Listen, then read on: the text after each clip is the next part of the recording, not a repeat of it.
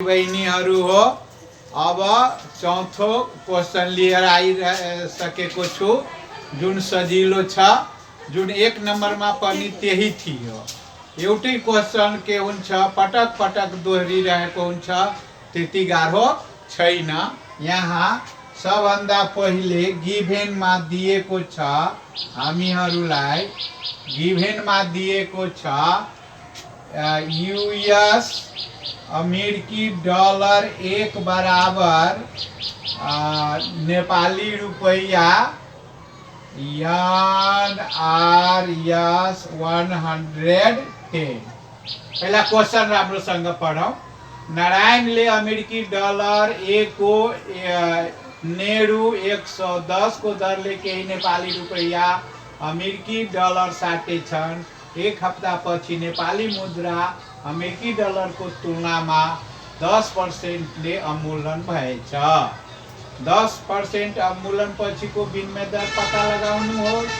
उक्त अमेरिकी डलरलाई पुनः नेपाली मुद्रा में साट्दा 33,000 नफा भएछ भने नारायणले कति अमेरिकी डलर साटेका रहेको छन्? यदि नेपाली मुद्रा 10% ले अधिमूल्यन भएको भए नयाँ विनिमय दर कति हुन्छ? फिर हामीहरूलाई दिइसकेको छ। हिंदी में पनि त्यही हम लोग को दिया हुआ है। एक अमेरिकी डॉलर बराबर नेपाली रुपया 110। हमको नेपाली रुपया को रेट निकालने को कहा है। नया devaluation after devaluation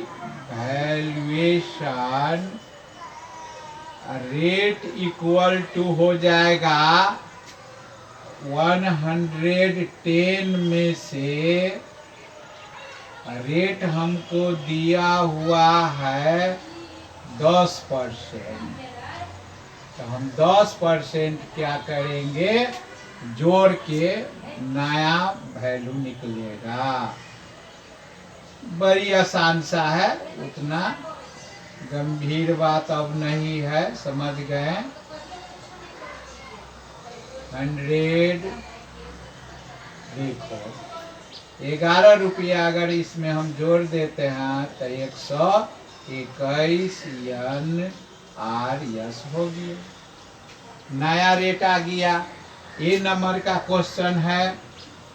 B number का क्वेश्चन है, रेट हमको दिया हुआ था, डिवैल्यूएशन रेट भी दिया हुआ था। डिवैल्यूएशन रेट हमको दिया हुआ है 10%। बी नंबर में उक्त अमेरिकी डलरलाई पुनः नेपाली मुद्रा में साट्दा यति नफा भएछ भन्ने। तो देखो नफा प्रॉफिट कितना होता है। हमको दिए 110 रुपया दिए थे, तो वो हमको फिरता दिया है 121। कहने का मतलब प्रॉफिट हम यहीं पर से हम निकाल लेते हैं। प्रॉफिट अमाउंट हमको निकल जाएगा 1 रुपया में। 121 में से अगर 110 हम घटा देते हैं तो हमको 11 रुपया NRP आवेगा। सबको NPR में लिख देना है। NRS में जाना। NRS हो गया। $1 में हमको 11 रुपया प्रॉफिट हुआ है। तो हम यूनिटरी मेथड से भी इसको हम एकदम आसान से निकाल लेंगे, सजीलो से सजीलो तरीका से। जैसे हमको RS प्रॉफिट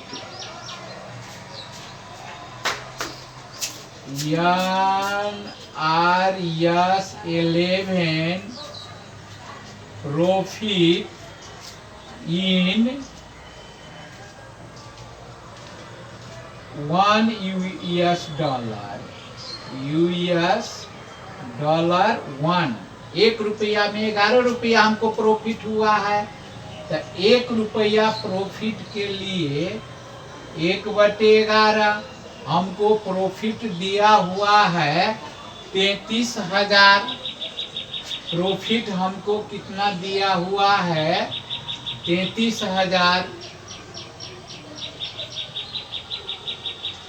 33,000 हमको दिया हुआ है। तो देखो, तो 33,000 दिया हुआ है, तो अधिक होगा।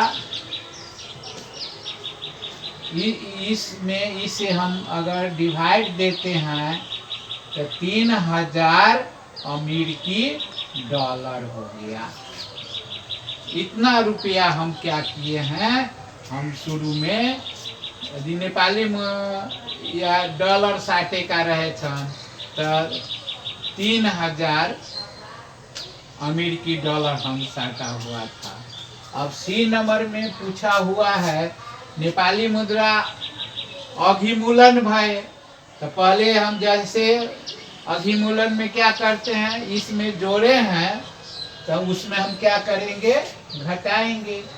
न्यू रेट इक्वल टू हो जाएगा 1,110 NRS माइनस 1 NRS ऑफ 10%।